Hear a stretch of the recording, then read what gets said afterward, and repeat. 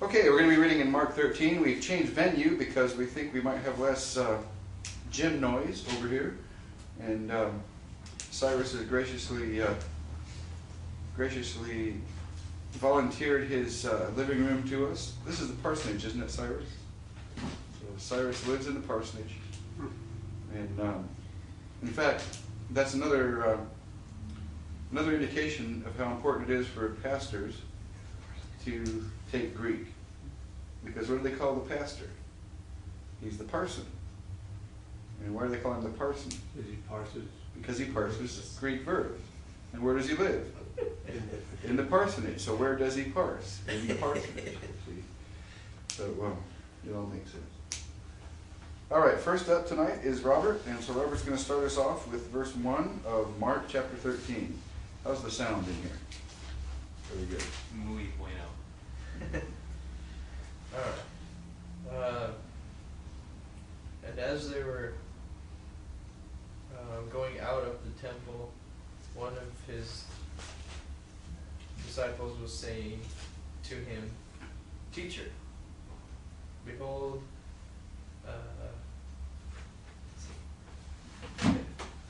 behold these wonderful stones and wonderful buildings." All right. How did you parse leg A? That is present, active, indicative, third person singular. All right. Now you gave it a good English translation. You translated it said. You translated it as past, but it's actually present. All right. And that's fine. What kind of present do you think that would be?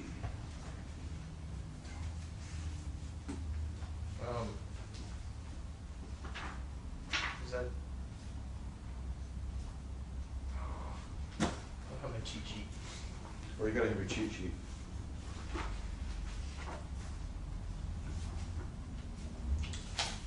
Isn't it that one that we were talking about, the narrative? You use much in narrative. That's right. We refer to the cheat sheet as that section of the back of the book that the author, Wallace, actually calls the cheat sheet. That gives a list of the different usages of things. It's useful to have that. So what kind of present do we think this is? Is that the historical present? Yes, I like the word dramatic present better, but it's the same thing. Yeah, all right. That's very good. Now, the second and third word, ekparu amanu autu, what kind of construction is that?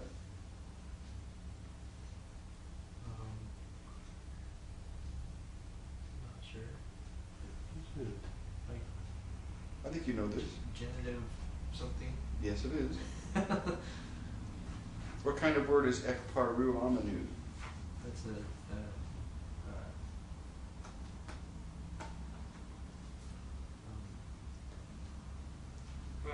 On the tip of your tongue, yeah, that's participle. All right, that's a participle. What case is it in? It's in I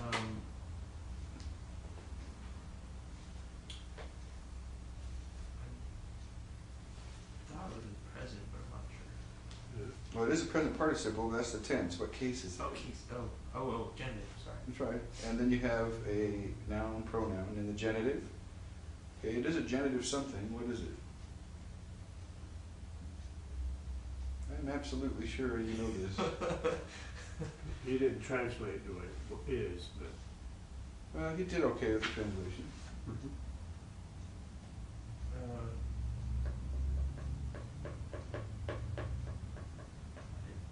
sure.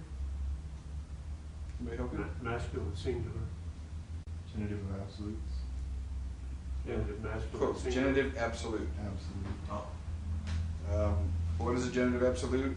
Well, it's a participle in genitive, noun, pronoun. And the genitive that is grammatically unconnected, although logically connected, grammatically unconnected to the sentence. And that's what you have here. All right. Well, I have a question. Mm-hmm. Sometimes when those participles are in the singular, it reflects more on what Jesus is action is, he is leaving, or he is doing this, and sometimes they're in the plural where it wants to include the whole group and on the action, but they're there anyway, in both instances. Well, he's focusing on what Jesus is doing in one case and including everybody in the other case. Yeah, okay, let's see.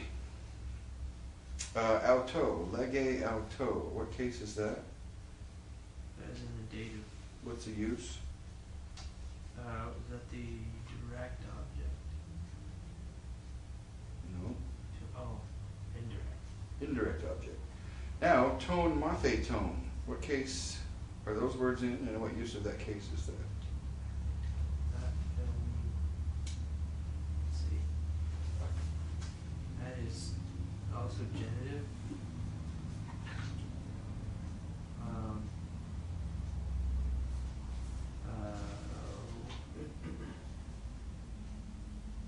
Of association, No, how'd you translate it? one of his disciples. One of the disciples, yeah. Yeah. His disciples is right, but we're dealing with this, so Oh, one of the One disciples. of the disciples. Oh, so it would be reference. I guess I'm not understanding these very well.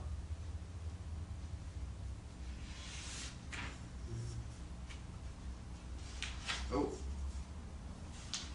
Genitive after certain verbs. Oh. Would it be partitive? partitive genitive, because the disciples is a whole out of which one is taken. See, one of the disciples, right? You understand that concept now? Yeah, so one is part of the whole. All right, well, let me give you a chance to redeem yourself. Autu is in what case and what usage? And the first line there. Second, well, yeah, well, I don't know in your Bible Yeah. what it is. In my Bible, it's the first word of the second line, but it's right after the disciple. Oh, okay. Okay. Well, that's also genitive.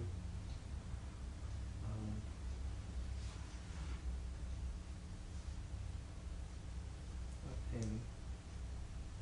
So.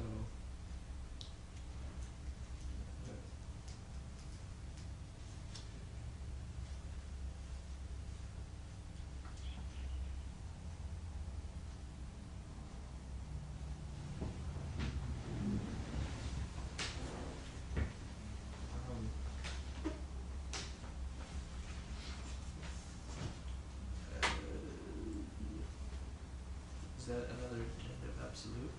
Nope. Possessive. You say it's possessive genitive. Association?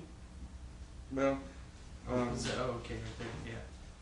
Yeah, possessive, that's what I was aiming at, I just didn't. yeah, you could say it's a possessive, but since it has to do with people, you could say it is a genitive of relationship too. Some people want to make the argument that you can't really possess people, so it's a genitive of relationship. Well, the words he used for, in our grammar were, for relationship, were who comes from.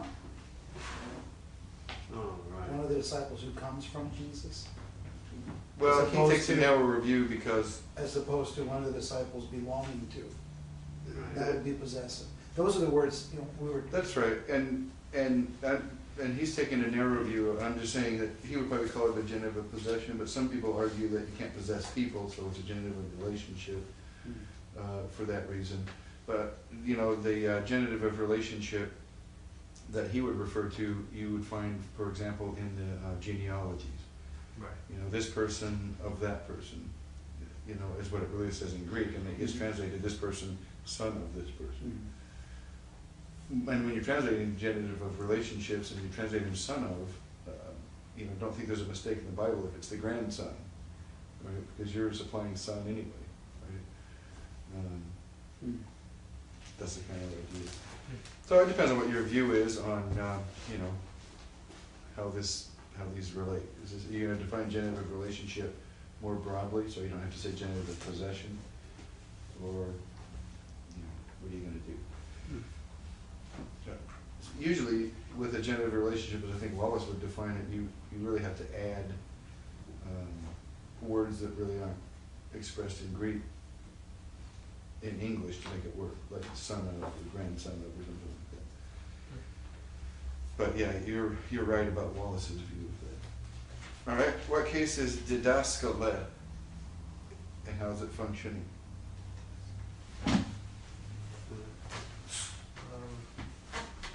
That's is that talking? That's right. So it's functioning as the do we even Well, it's functioning as a direct address. yeah, Sort of thing. He doesn't really go into that a whole lot, but that's how it's functioning. that's what I was gonna try to say, like the subject of who you're talking to, I don't know how to Yeah, direct so- address.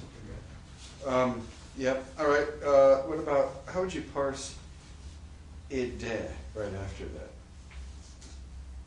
Would that be in the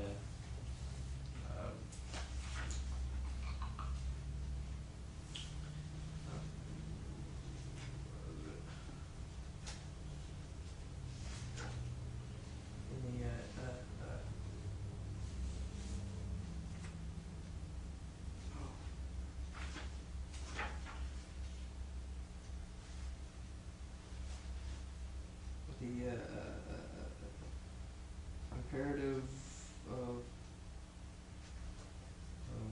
request or Yes, I think it's an imperative of request. Yeah. How would you parse it? would be let's see.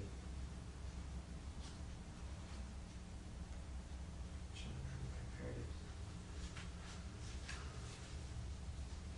Present.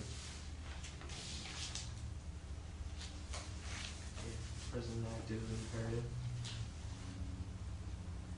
Well, that's close. It is an active imperative. What's it from? Is it from you do? Well, ado is really a fixed form Oh, that's right.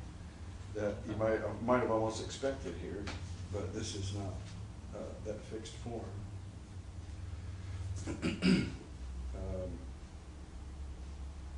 Principal parts again. Anybody? What's it from? Horao. Horao opsami is the future principal part. Horao opsami adon. Heoraka is the perfect active principal part. All right. So adon.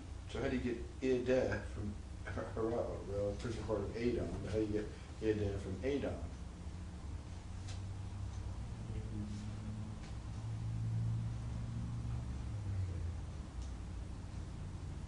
An augmented.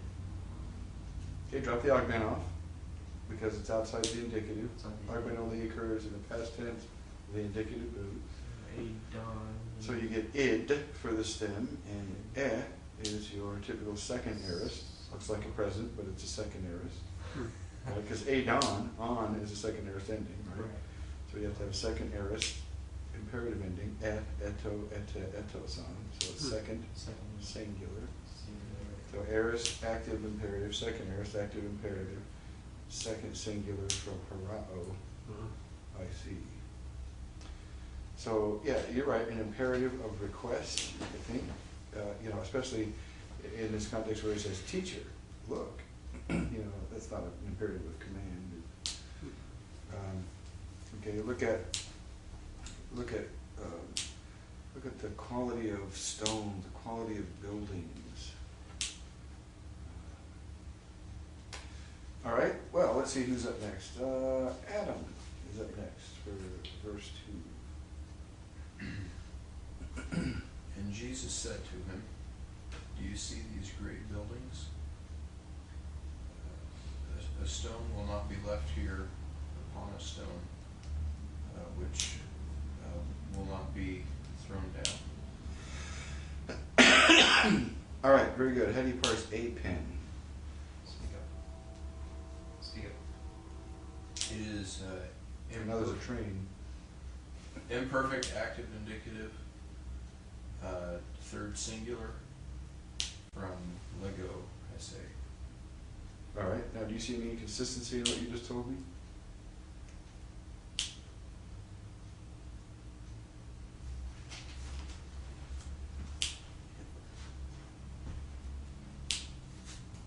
No. It's from Lego, Okay, but I have a total stem change, it would be second aorist. second aorist. Okay. Because if I have an imperfect, I can't have, as a rule, a change of stem, because the imperfect's built off the present stem, right? Hmm. All right, so this is a second aorist, active, indicative, third singular from Lego. Lego, arrow, apom. All right, and Jesus said to him, auto, what case and usage is that? It's dative and it's indirect object. All right, and I'll give you a running start. Blood pace is a present, isn't it? What use of the present would you think that is?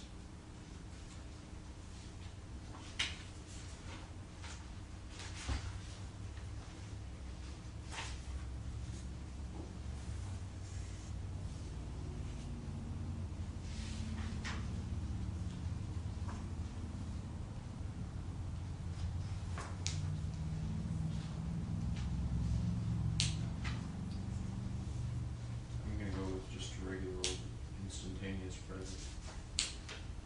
It could be that or progressive. Now I could have used an aorist. Do you see, maybe the idea is, are you looking at these great buildings? But it's probably I would lean toward the instantaneous. All right, let's see.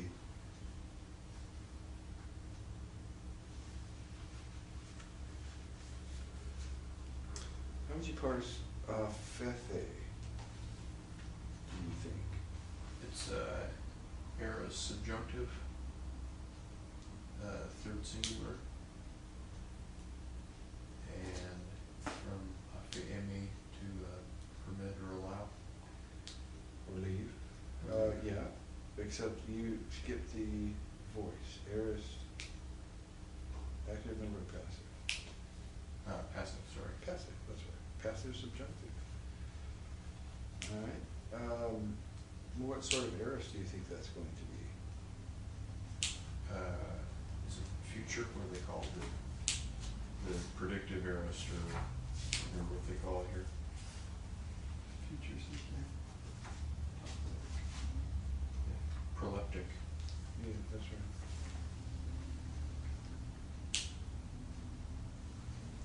I would agree with that entirely.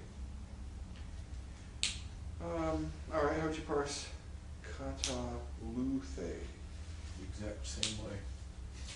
except from kata luo? From kataluo, to throw down or destroy. And what kind of aorist would you make that? Also proleptic. All right, I'm liking it. Why does he switch from lege in verse 1 to apen in verse 2? Well, he's kind of introducing the thing and brings some drama into it. And you know, him departing from the temple, one of his disciples is saying to him, teacher. And so he draws you into that. Actually, this is actually a quote of Jesus, but well, not the part you're talking about, but and Jesus said to him. Maybe he doesn't want the flourish of grammar to get in the way of, you know, the straight thing that Jesus is saying, or maybe he just wants to introduce the thing in a way that grabs attention or something like that. That's just kind of a stylistic choice that he makes, but it's a good observation. Kind of seems like maybe, I don't know, kind of the way that Mark puts things together, it seems like they're kind of walking, you know, out of the temple and they're looking at stuff, and the disciples are like, you know, look at these buildings, and then Jesus, it seems like the action stops, you know, and Jesus has this, you know, he stops and tells them, kind of, and so he switches to that the aorist to kind of stop the action a little bit, to point this point out or something. I don't know. I was just kind of reading into it, but Well, yeah, that's not a bad interpretation of it. Indeed. You know, things like that, you can kind of ask yourself, how does this strike me? Because there is an emotional element to language, isn't there? Now, people take that to the extreme and say the meaning of the text is however it strikes you, right? That's reader response criticism. That's a postmodern way to deal with literature, right? It's all the rage, right? And in fact, when you're dealing with fiction, the important thing is how it strikes you, what you get out of it. See, and the problem is, people are trying to apply literary theory that is fine for fiction to something that is non-fiction, at least in our mind, but maybe it's not in theirs, and that's why they do it. However, if you go to the other extreme and say how it hits you, you know, has no part in your interaction with the text, then you're not understanding the nature of language either. So there is an emotional, experiential element that goes along with reading the text, right? So, you know, why is he saying, why is the author, and the question, why is the author saying, you know, using the present there and then the aorist there? Maybe it's kind of difficult to know why the author did that. He did it, presumably, to create some sort of experience for the reader at that point, right? Because the actual content and meaning of it is the same, basically. I mean, you know, the objective meaning of the text doesn't change because of that, but the emotion of it changes, in a sense, right? So maybe it's a little bit tough to say why the author did that, but what we can say is, well, this is how it hits me. Now, you know, is that valid on a level that is it, you know, is that, are we gonna, you know, are we gonna produce church doctrine on how the text hits you?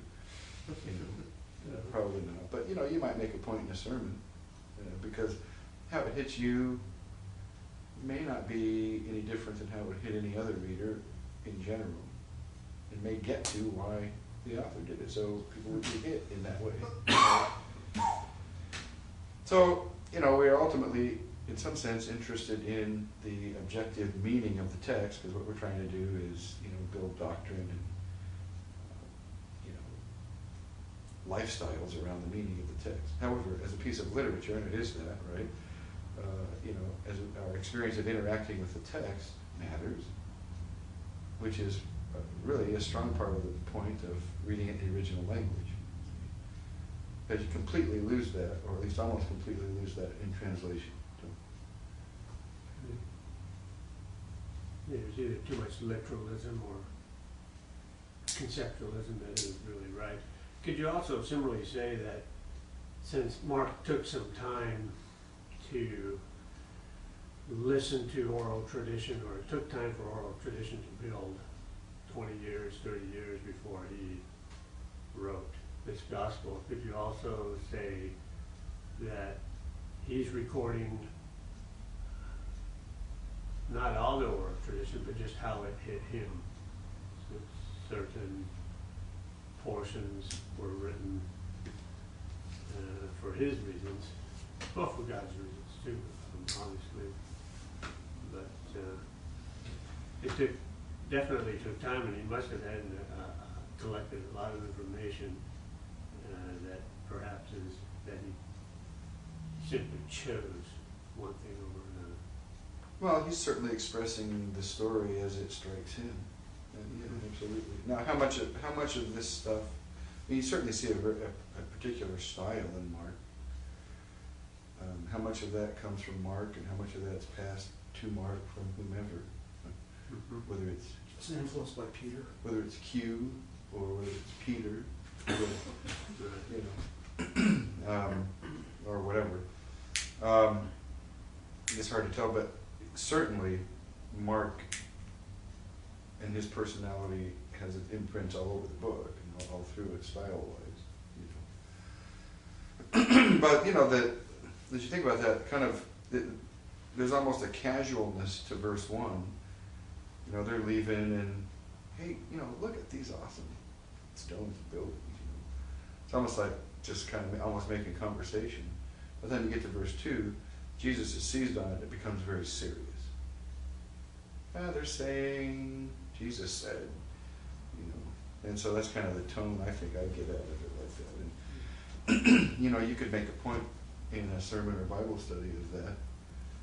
And you can even draw an application of that, of how you can take a casual moment and make a teachable moment out of it, particularly with kids or whatever.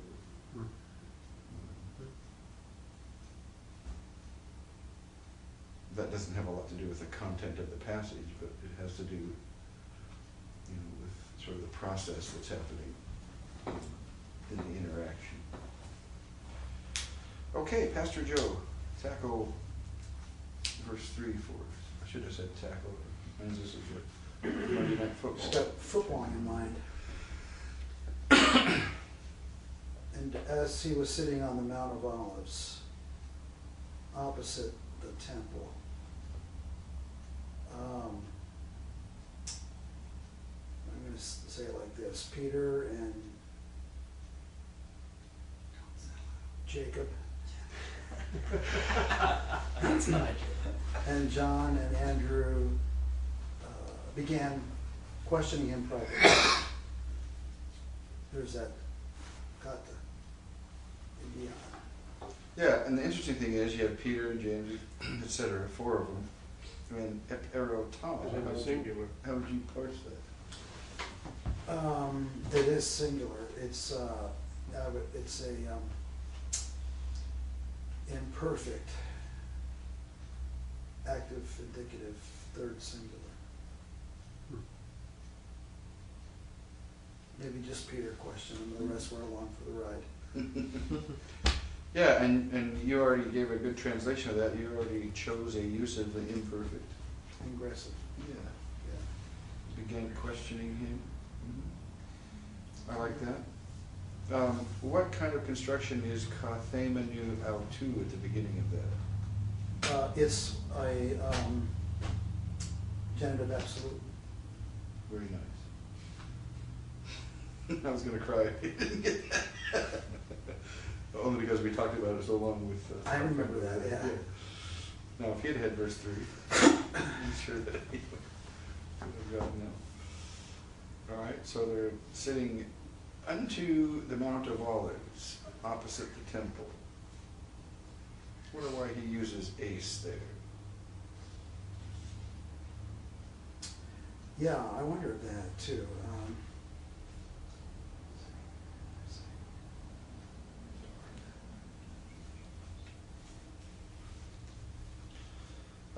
Maybe it means that he's sitting on the mountain but facing the mountain.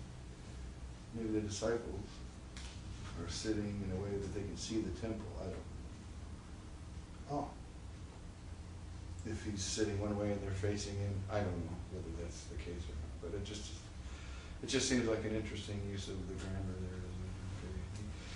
He asked them privately, or I'm wondering if even individually might work. Kata idiom. Now that is an idiom, and even the word idiom comes from idion, right? It means of oneself, kind of an idea. You know, idiot comes to that one. You know, an idiot is in their own world. is it that? I'm sorry, I shouldn't interrupt Sorry. you. Is it that these 4 in particular, out of the 12, wanted to, in terms of privately, in other words, it wasn't the whole group, they just... It wasn't a group discussion. It Yeah. was, these who were talking to him. Mm-hmm.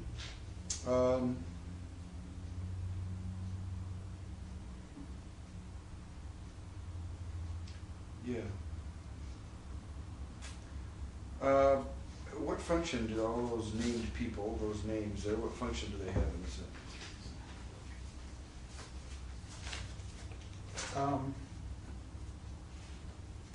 It's a subject. Subject of the sentence, that's right.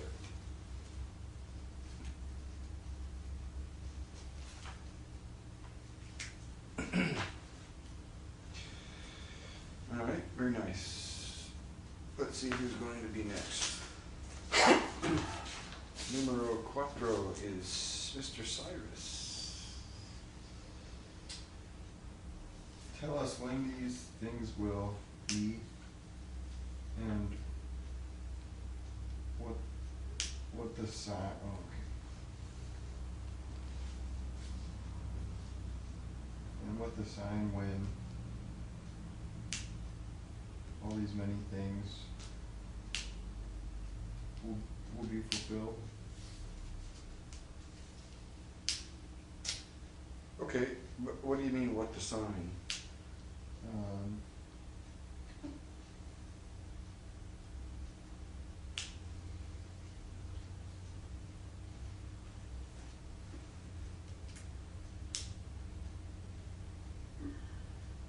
How do you understand that? Oh, is it a better translation? Yeah. Oh, what the sign will be also. When these things. All right, and what will the sign be, or what Yeah. the sign will, what will the sign be, basically? Mhm. Because you gotta supply the verb of being, Oh, it yeah. says put it in there twice, so. That's melee, has to do with the type of sign. I mean, will bring about or will. Well, that's not how I'm reading it. I think mellow. Yeah, just subjunctive. About Yeah. Um, Tell us when these things will be and what the sign will be whenever these things are about. Now, that word mellow wants an infinitive completed to complete it. These things are about to be summed up, or when these things are about to be summed up with reference to all things, or when all these things are going to be summed up. But it's odd that panta is so separate from tau ta. And that's kind of made it difficult. I didn't know where to put it. That's why I translated all of these things that are about to be.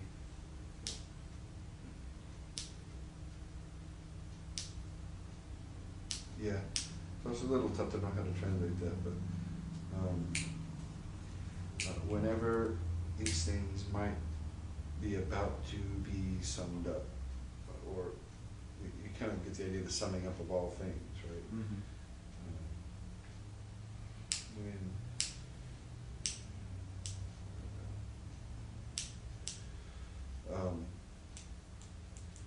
Indeed. So how would you parse melee, for example? Subjunctive. Mm-hmm.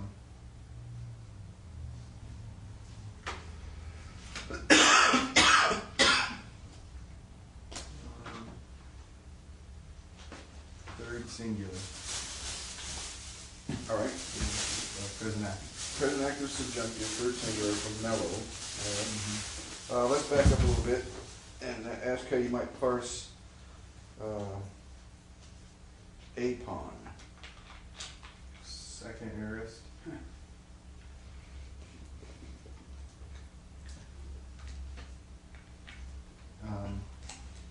Second aorist, active, indicative. Close. It's second aorist. It's active, but it's not indicative. But that's not how you translate it either. Oh, imperative. And that's right, imperative.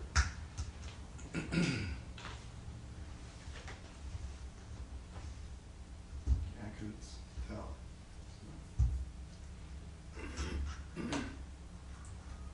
You looking for more? No.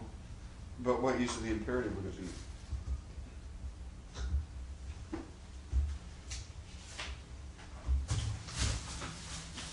A serious one? It's a serious.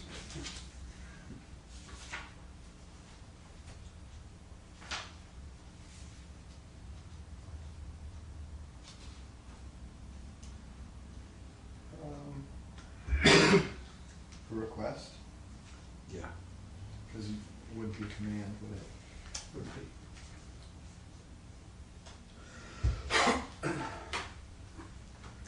how tall, toward the end there, what case and usage would that be?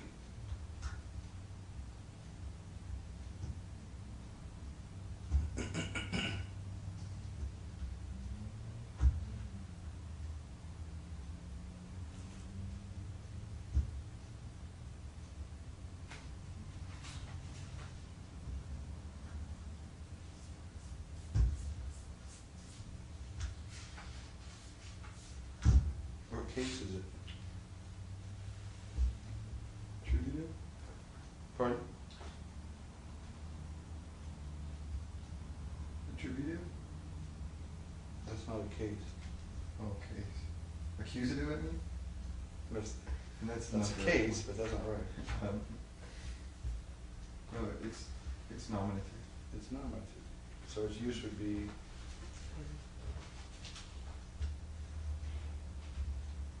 Subject? that's right. Hmm. Singular. No. All right.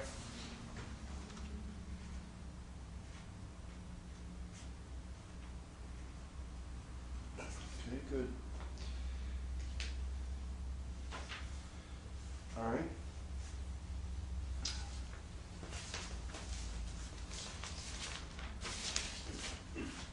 Stacy, it falls to you. Finish the chapter. That's right. That'd be nice. And Jesus began to say to them,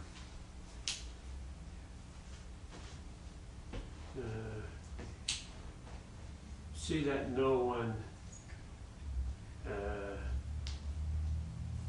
leads you astray or deceives you. All right, and do 6 too, since that's short. We'll do sometime. Many will come upon my name, saying that I am He, and many will be led astray. Well, are going to be led astray, let's say. That looks like it's indicative, future, active, I can't, Yeah, parse it. Future active indicative. third plural.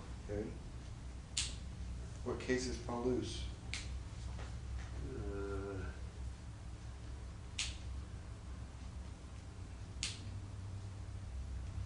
Is that the dative case?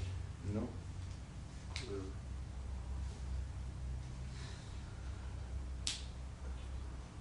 Chief did that. That's right. Now you can put it together.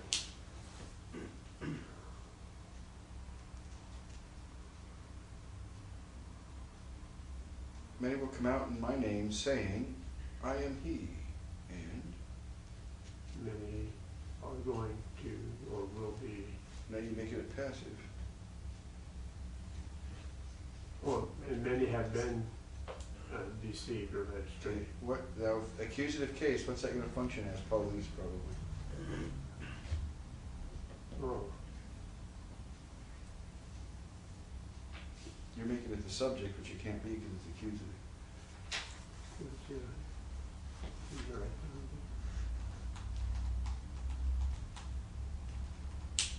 Hmm.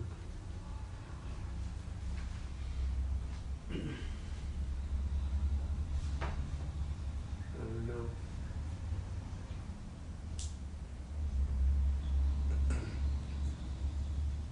What's the subject of the verb planesus in? Oh, Paulus. It's not Paulus. Oh, wait a minute.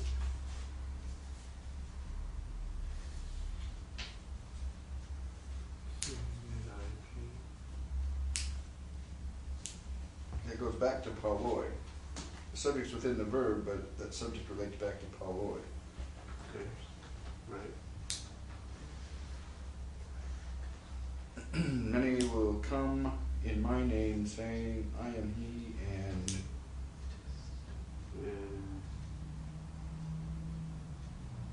well, okay, remember how you parse plane susen? indicative, Future, active, indicative, plural. third plural. So how are you going to translate that? Third plural. They will be deceived. Now you made it passive again.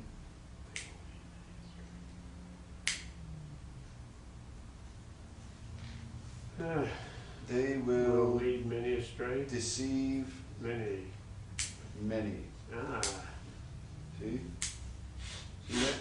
yes, I do. Now, what encourages me so much about that is that I know he didn't rely on his English Bible to prepare for this too much, did he? So that's good. He's preparing the right way. Right?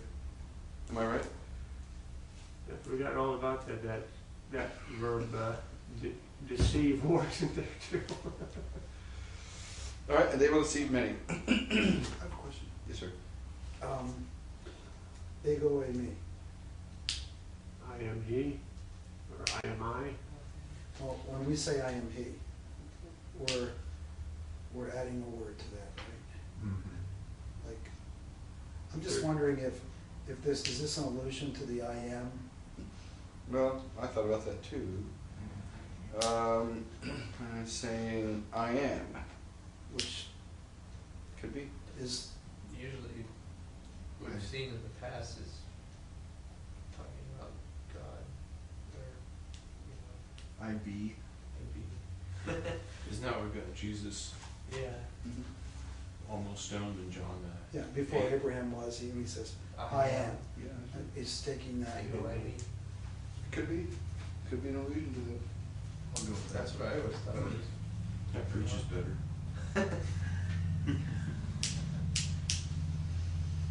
Must be right then. All right, we did some work on part of that there. Let's see. How do you parse Eric Sata?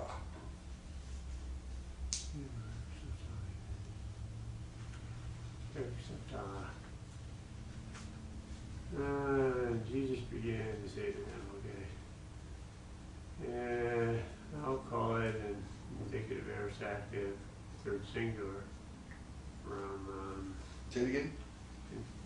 Aorist? aorist indicative, aorist active indicative, third singular. Okay, what would be the aorist? What's it from? He began from Ericomai? Arco or Arcomine?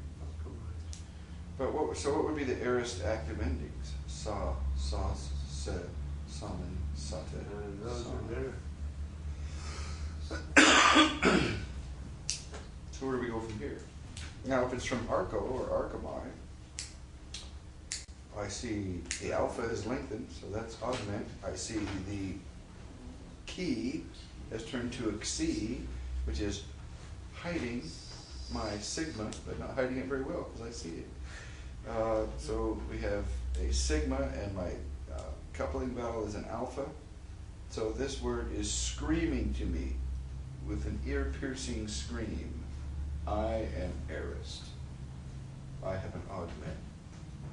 I have a sigma alpha ending. But it wasn't the ones we rehearsed. And then is it your second aorist? Well, it's not. It's the first aorist, sigma alpha. But it's not an aorist active. And I know it's not an aorist passive because aorist passive would have a theta, eta pattern. It could be an aorist middle. Samain, so, sata, samatha, sasta, samanta. You'd have a Santa Claus if that. Third singular, Sata. And All right, so it's a middle. What kind of aorist is it?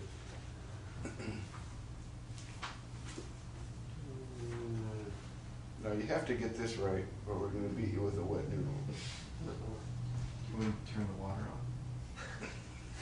Just in case. Hey, you better go put some water on, man. so much faith. It's an effective aorist. Non-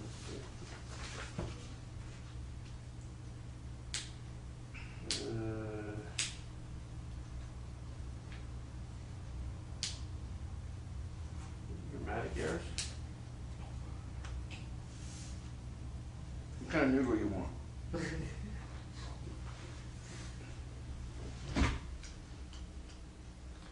He began.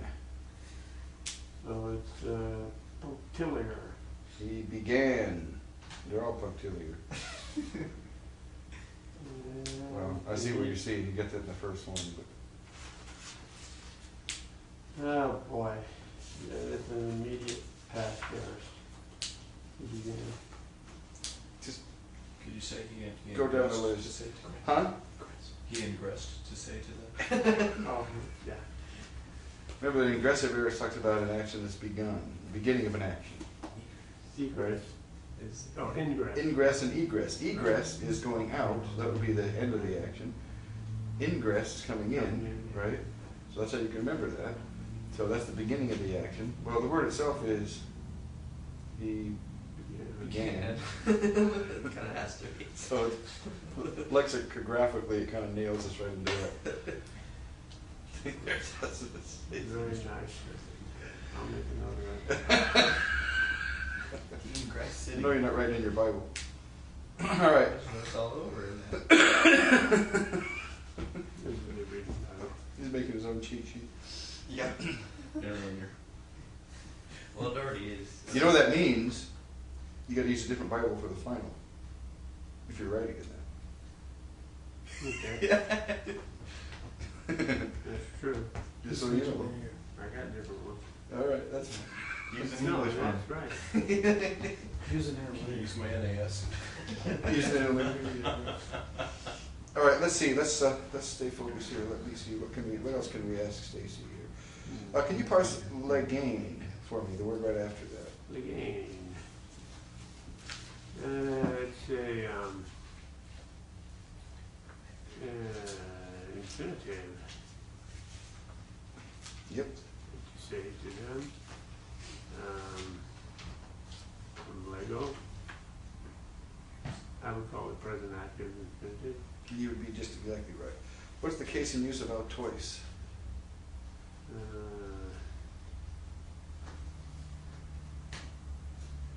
Case is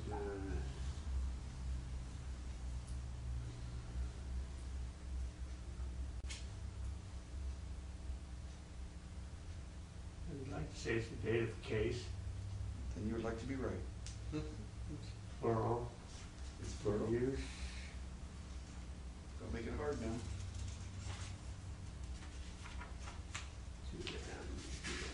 It's tough for you. Direct object, Pardon me?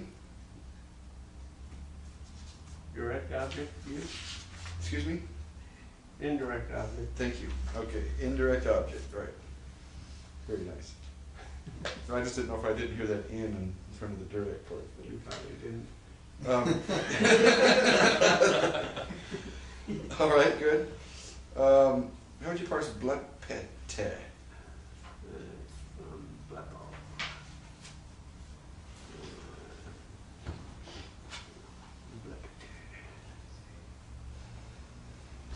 It's from Blepo. You give it a very good translation. Yeah, okay. I was thinking it wasn't accidental too. C. Oh, it's imperative. That's right.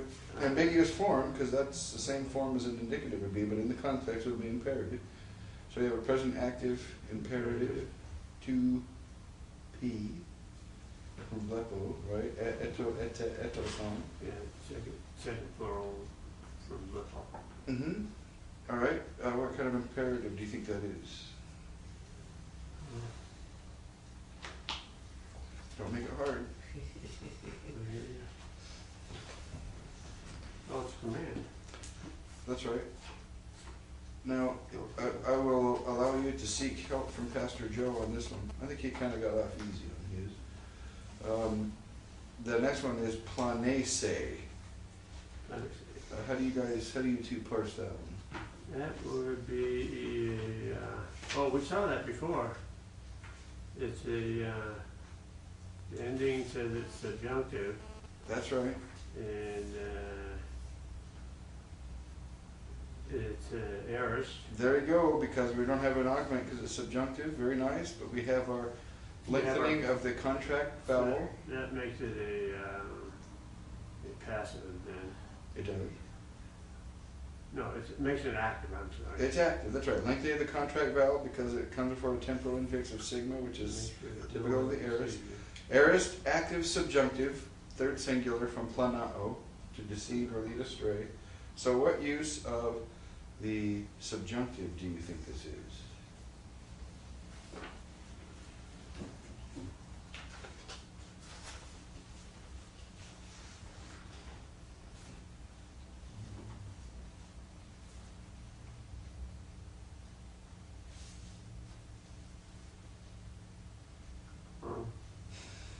Is it the emphatic negation?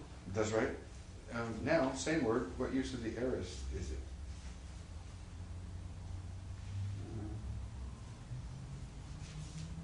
Pastor Joe's gonna help. He can help. You can call him Pastor Joe at any moment to help. Any moment he can call him Pastor Joe. At any moment he chooses Tag him. to call him. Tag I him. pass. Well, I can only see my friend there. So he can call him Pastor Joe at any moment. The type of aorist that we have here. Let no one deceive you. Well, It's a conative? I don't think so. what did he say? He said constitutive? No, he said, Consummative then. Oh, Consummative? did you say, yeah, it's a consummative. Culminative. Right. Culminative. Ecbatic, that's kind of a weird word. You Isn't think it? it's- Ecbatic? Proleptic? No, it's not. Oh, because I think that no one deceive you. Oh wait, I was on the never mind. I was on the wrong word. Like the What were you end thinking result of? Or the other one, the future? The next, the other, Planasus. Yeah, that's a future, that's a predictive future. that's a participle, right? Yeah. No, it's the future. It's not participle. Oh wait, yes. Future. Sus- Ooh. Sorry. We had a long It's not discussion even about this a minute ago. there. That's not even there. You two. Sorry. It's a really long discussion. I remember it now. All right. Yeah, I think it's consummated because, you know, to deceive, there's kind of Right, there's a, gotta be that result of, it's almost a stative, not stated, but it's, right. sometimes these things are hard to explain. If you're deceived, you come out into a place as a result of an action. Right? All right, that's very good. Thanks for your help, Pastor. My pleasure. I just want to encourage my brother. There you go. He did a good job. All right then.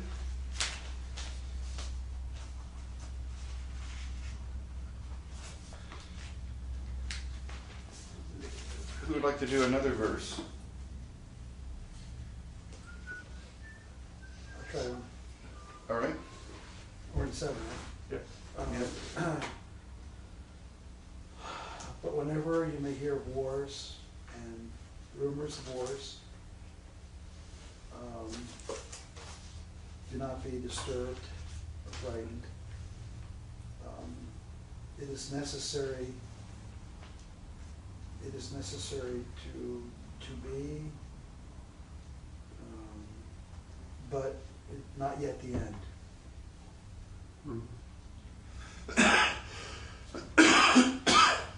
All right. Who would like to try number 8? I will. Go for it. So 2. For nation will rise up upon nation and kingdom upon kingdom. There will be shaking from places. Real loud. Kata's not from, you know. Down from again. Well, down from, but not from. Oh wait. There'll be shaking down from places. There's gonna be Be a some shakedown. Well, it would be earthquakes in various locations. Yeah, I'd go with that too. Kata with the accusative would be according to places, literally. There would be earthquakes according to places, but there would be earthquakes around. There will be famines. And this is, and these beginning of, these are the beginning pains or beginning sufferings. The beginning of odenon is Genitive. genitive. So these are the beginning of suffering. Contraction. Beginning, these, yeah, okay. All right, so you have a slew of futures in that verse. I'll give you a hint, they're all used in the same way. What way are they used? Passive. Okay, let me look at it. That's like, Predicted. that's like saying, who won the football game? The refs. Who won the football game? The White Sox, you know? It's like, we're not playing the same game here. Slide my time. All right, how is the future used? Predict. Predict the future, there you go, that's right. All right then, now, let's ask ourselves a more difficult question maybe. What case is odenon, and how is it used?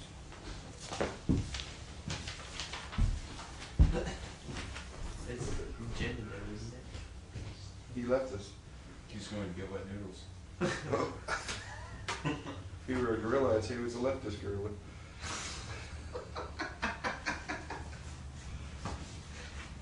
So this would be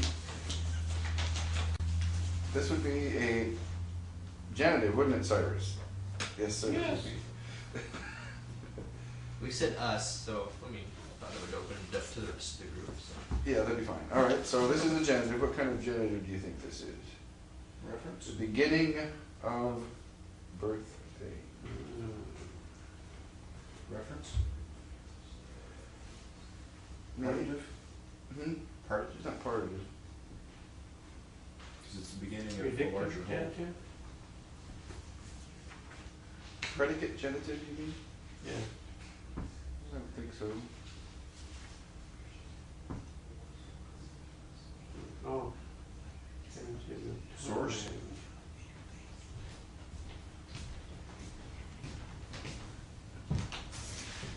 No?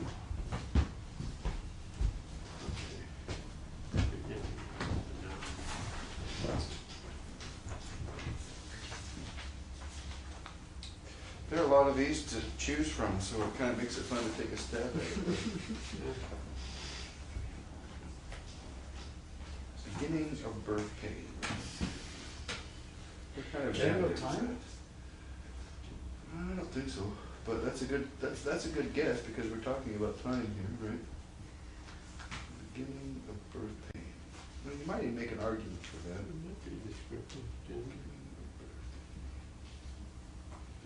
Did someone say objective? Genitive? No, they didn't, that I heard, but that's where I'm going. Why would we say objective genitive? Because it's a noun of action, isn't it? Beginning, something begins, right? And what is beginning? The birth pangs are beginning.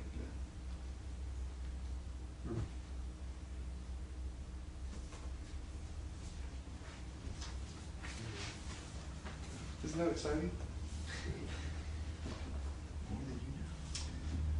All right, let's see. Cyrus, who would you like to do the next verse? Number 9? Yeah. Stacy. All right then. See, and see, He likes that word. or keep yourselves, or guard yourselves, see, How about watch? watch yourselves. Yeah. And look how emphatic that is too. You watch yourselves. See how emphatic that is? And it's in, Use in there. Yeah, and we have an imperative here, present imperative. So the you know, watch yourself, that's pretty imperative. Okay, go ahead. They will hand you into Sanhedrin and into the synagogue. Okay, now you flunked the class if you don't get that vocabulary. Beating. Flogging. It's kind of an odd thing here because where you would expect a participle, we're getting two finite verbs. They will deliver you over into the synagogue or into the Sanhedrin, into the synagogue. They will, maybe there should be a comma there. They will beat. Right. They or You is understood. They will beat you. And you will, And on the governors and the kings, stand. a lot of use of epi here in this chapter. And it's, Because of me, witnessing to them. Be my witness. unto a witness for them. So for a witness to them. Okay.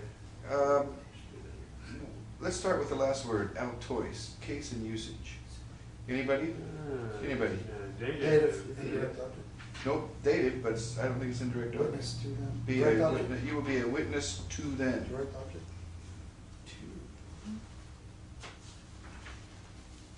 Okay. Oh, disadvantage? Well, it depends how you look at it. Dative of advantage. advantage or dative of disadvantage. Yeah.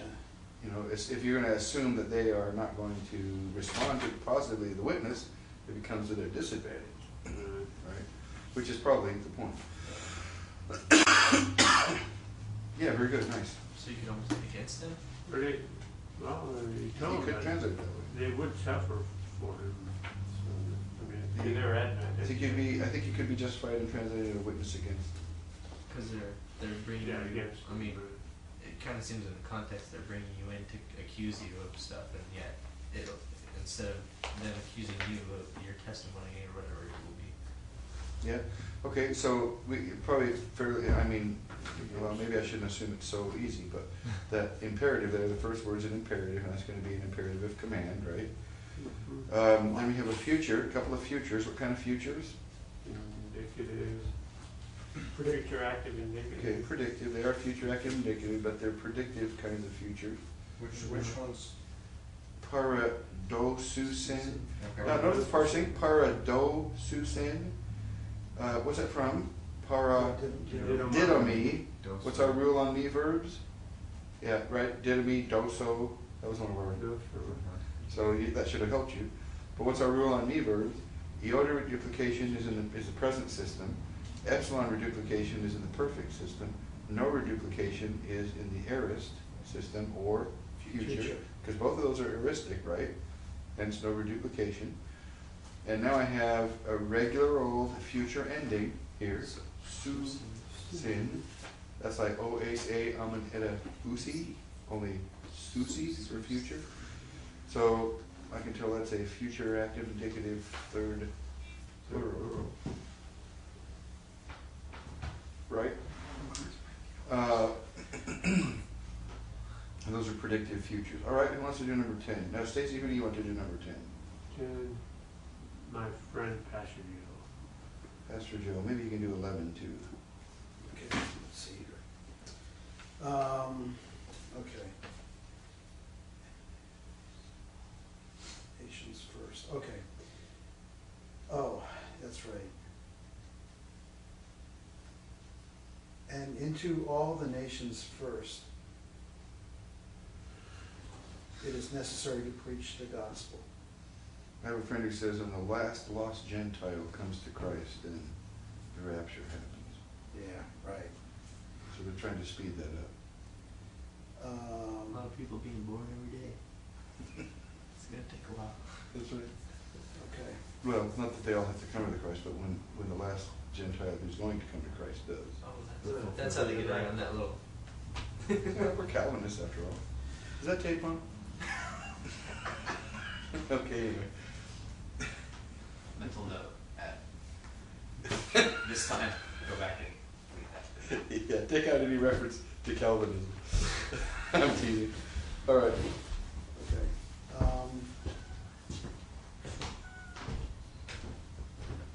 And whenever they, oh man.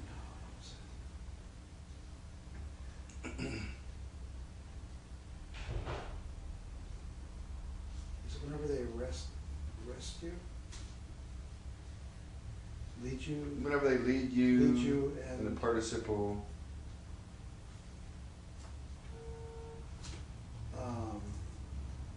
hand you over? Hand whenever you they over? lead you, handing you over. Yeah.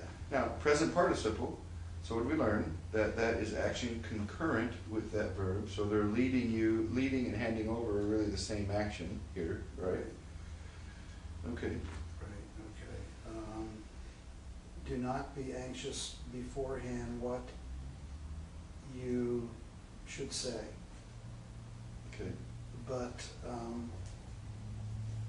whatever may be given you in that hour, this you speak. For it is not you, the one speaking, but the Holy Spirit. Okay, very nice. Now we have pramerimnate. What tense would that be?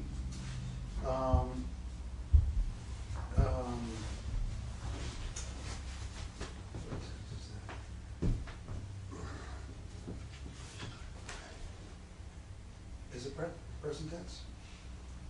No? Okay, let me see here.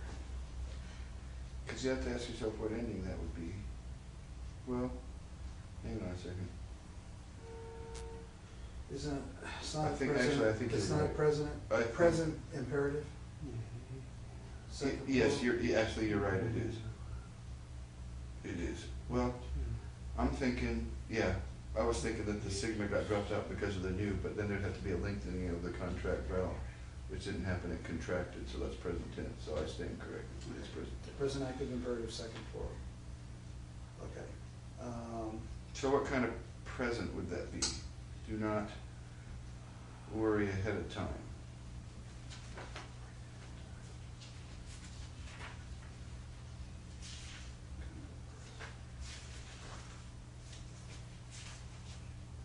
Then I'm gonna get Stacy to help me. Yeah, you can have Yeah. Stacy help you. Uh, Actually, we can all help because we're past our, initial verses here. Well, Futuristic Don't present? dominate, Cyrus. Is it futuristic present? No, I don't think so. You're thinking future because it's imperative, and so by nature the action would be future. But that's because it's not indicative, right? But I don't think it's a futuristic present.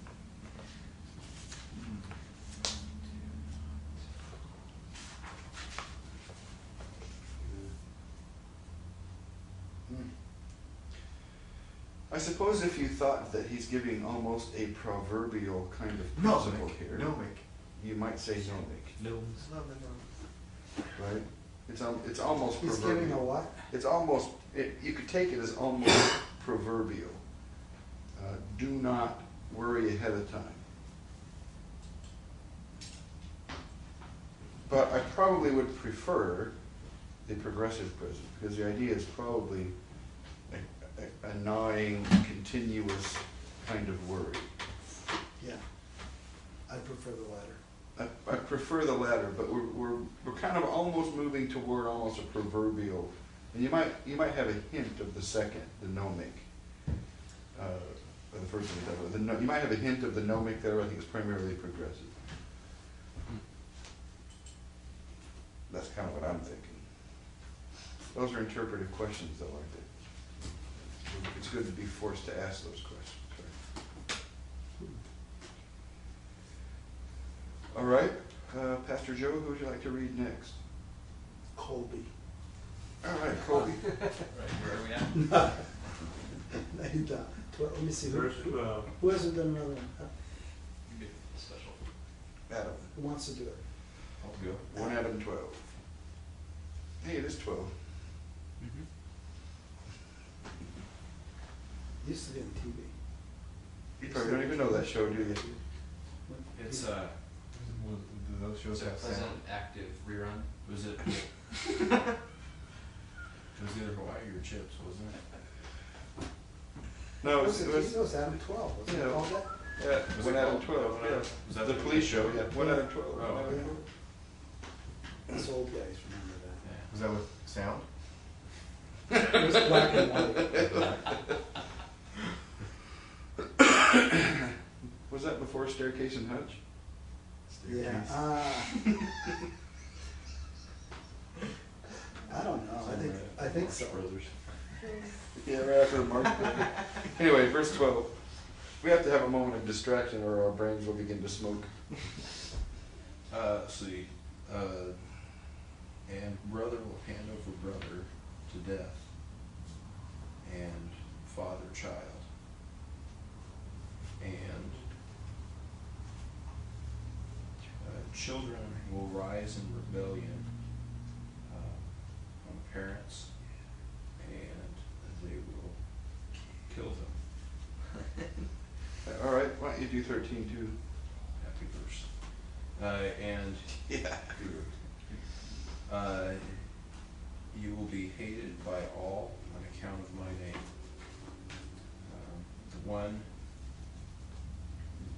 The one remaining to the end, this one will be saved. Okay, very nice. Now, notice in the beginning of verse 13, and you will be assessed. Now that's a future, but a verb of being is automatically derivative, right? So usually a future is going to be punctiliar in its aspect, right? But here, the Atkinsart here, right, because how it's used with this word in this context, is not, because ami is by nature a derivative. Follow me there? So he is simply trying to say, you will be hated, but he doesn't use the future of miseo. Why? He uses a future of ami, esesta, and a present participle mesumenoi of miseo. Why doesn't he just use the future of miseo?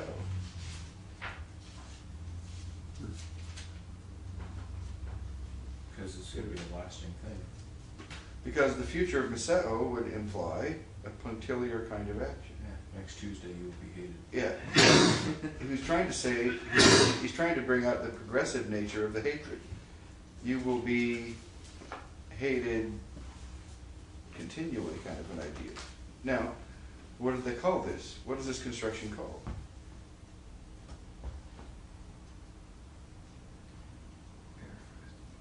Very nice. Amazing. Very nice. It's a gold star for you.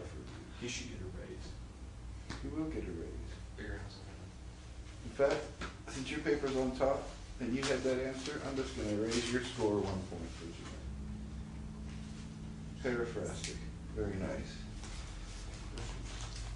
All right.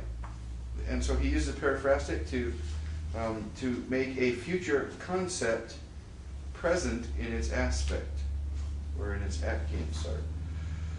Right? So then, this whole thing is functioning in a derivative kind of way, right?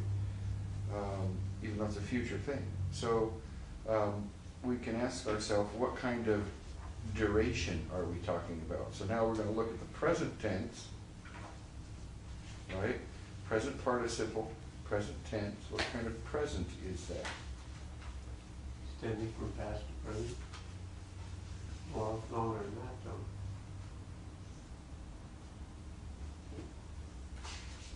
I'm going to go with either a customary or a conative, but probably customary.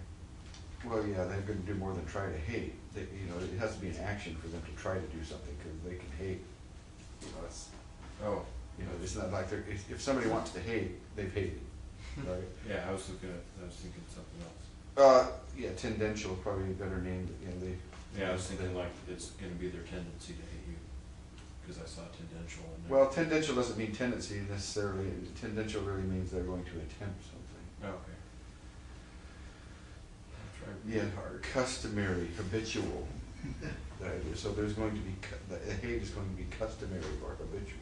So if we just use the future of Misel, that wouldn't come across. You're trying to say that the hate is customary, and along with customary, I think, you know, progressive in action is also very much there. If you have, you know, Amy, progressive, and present participle progressive. So I think you could almost translate that, they will hate you in an ongoing, you know, habitual kind of way, right? And that's where we're trying to go with that.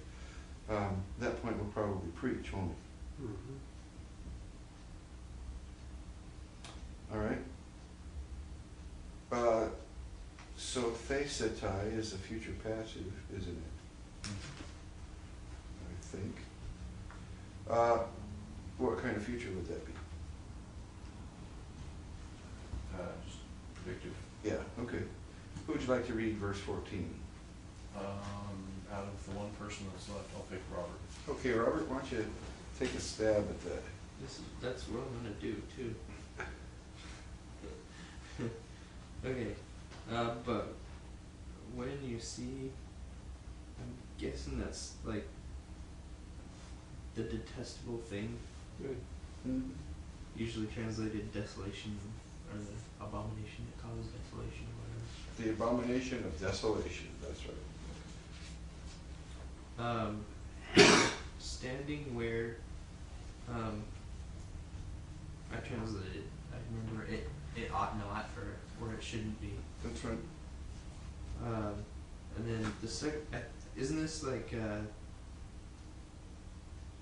it's let the reader understand or let the reader know? That's right. Okay. Then those in,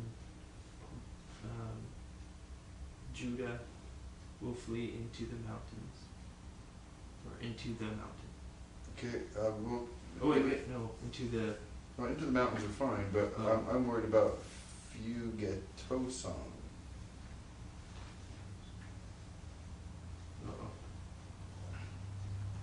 That was from Fugo, but, It is from Not fugo. sure if you- It's from fugo, what it means to flee, but I want to get the right mood going here. might flee, or the, Yeah. it's not some Stronger than that. Let those. Yeah, comparative. imperative? Thank you. Oh, okay, that, yeah, That with the, okay. Let them flee. Okay, so, Yeah, okay, let them flee in the mountains. That's right. Now, estekata. Now, that is a perfect participle, isn't it? I'm sure that you see that right away. What kind of perfect would that be? let that one be,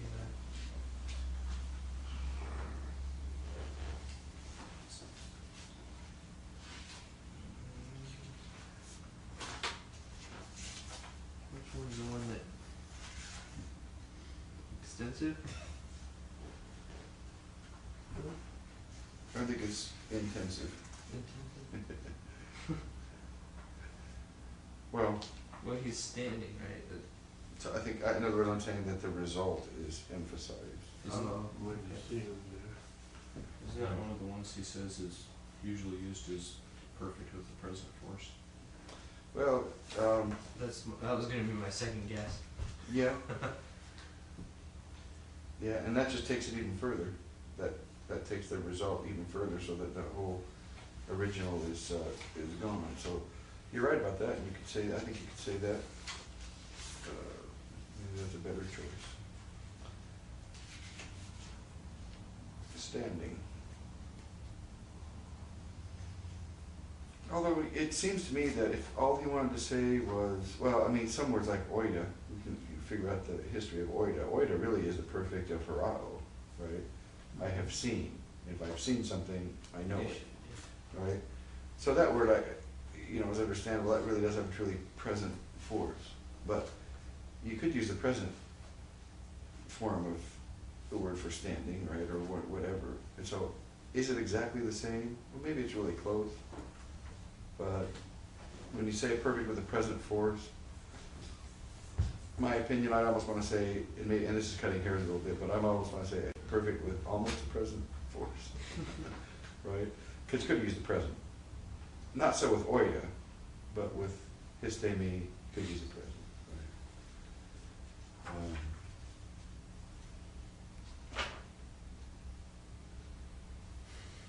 Right? Like synonyms. No two words are true synonyms. I mean, synonyms, yes, in the way we use it, they mean virtually the same thing. But if they meant exactly the same thing, there would be complete redundancy, and there's not. Right. See? So there are words that mean very close to the same thing, but probably not exactly the same thing. Or one would probably fall out of usage, and that does happen. So, that's how we'll look at it. But yeah, I think you're right, perfect with the present force. I like that. All right, good. Who wants to go next? Isn't it cool having a long reading tonight? It's kind of better to be reading the Bible than the text in some cases, isn't it? I mean the textbook. Let's see. The one on the roof. They're not come down nor go in to take up something from his house.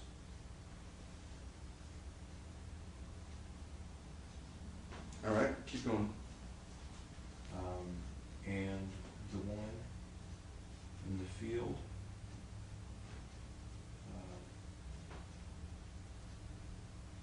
let him not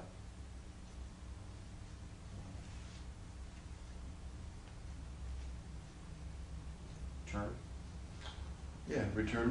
Okay, return to the things behind to take up his garment. Okay, good. Let's just go around the room and let Robert go next. And then keep going. Isn't that a great word? You see that in the book of Revelation over. Whoa. Ooh, I. Ooh, I. It almost sounded like, whoa. I think my wife took that home. Ooh, I. Should we Oh say? my. Run. She's going to be surprised. Yeah. I left her a message, so hopefully she. Honey, you're home. Come on, we can get the camera ready. Yeah, that's right. Okay, let's see. Hit it, Robert. Okay. But what? Now here's a little idiom, right? What was the one in To those having in the womb. having in the womb? Literally. Okay. I was like gastrate. Is that like one having a movement? The belly. Yeah, well, no, it's, we would say, woe to the one who is pregnant Okay. With child. or with child. Okay. And the child's moving, so that's encouraging. Right.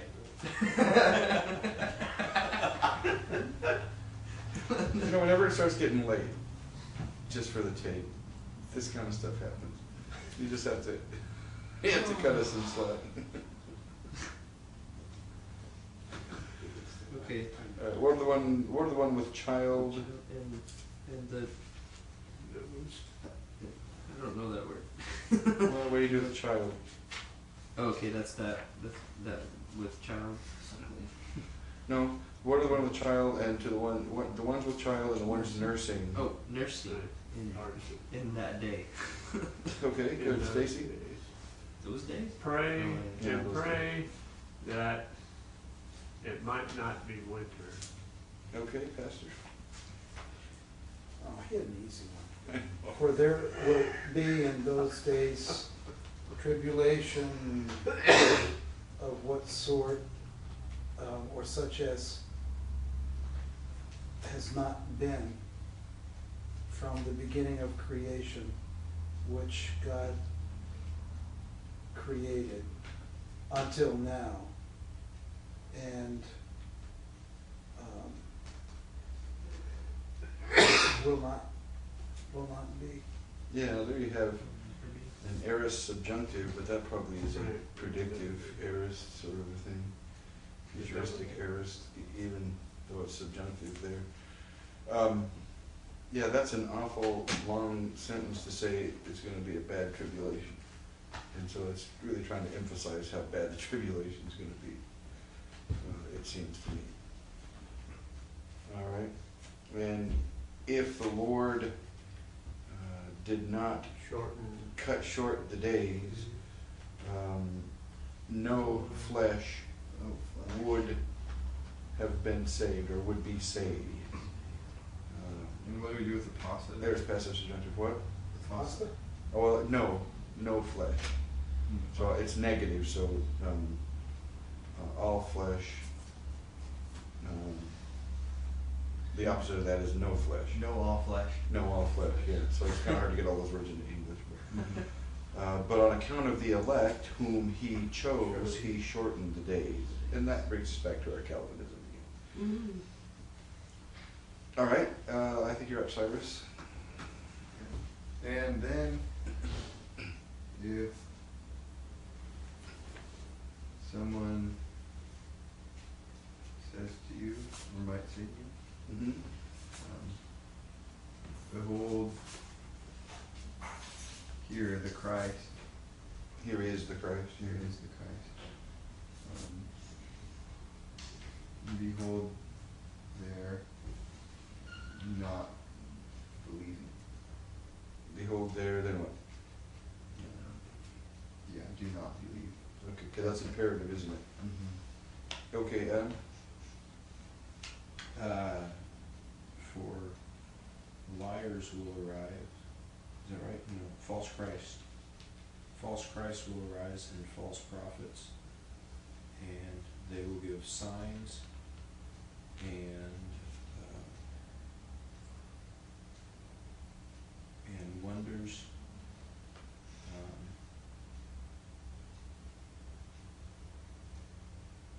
Signs and wonders to mislead. Mm-hmm.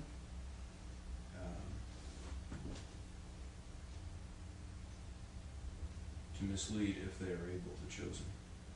Mm-hmm. So to mislead the chosen if they are able. Of course, some people say, of course, they're not able to mislead the chosen.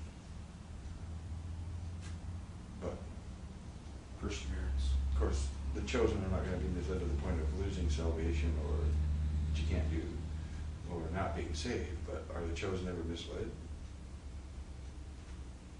Yeah. All right. Now we're on to Robert.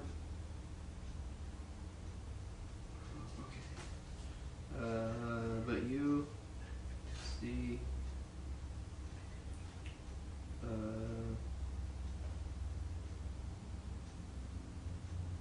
is that, That'd be an imperative, but you watch. but you watch, let's see, so there's you, I've spoken before, ahead of time, really.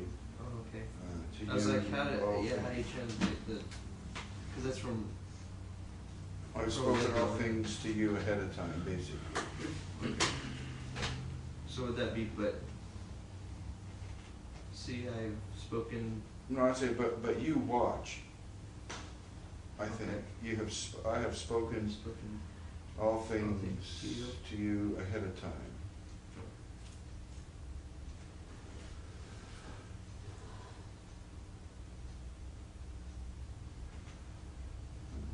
All right, but in these last But in days, these last days, with the tribulation, after the tribulation, the sun will darken, and the moon will not give its light. maybe I'm wrong about match up with the accused of that.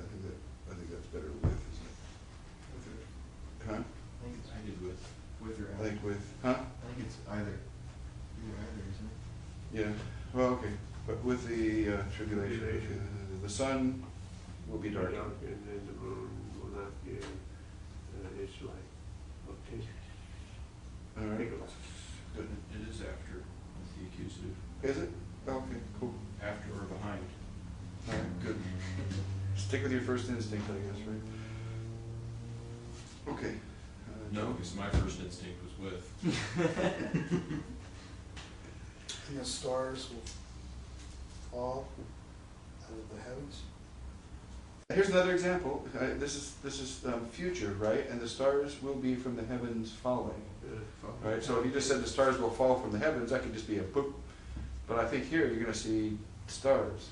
I think you're going to see stars falling from the heaven, you know, in a kind of over a period of time, right? Sounds like God's a shooting stars kind of thing, whatever. Tape's done, but we're going to keep going a little bit.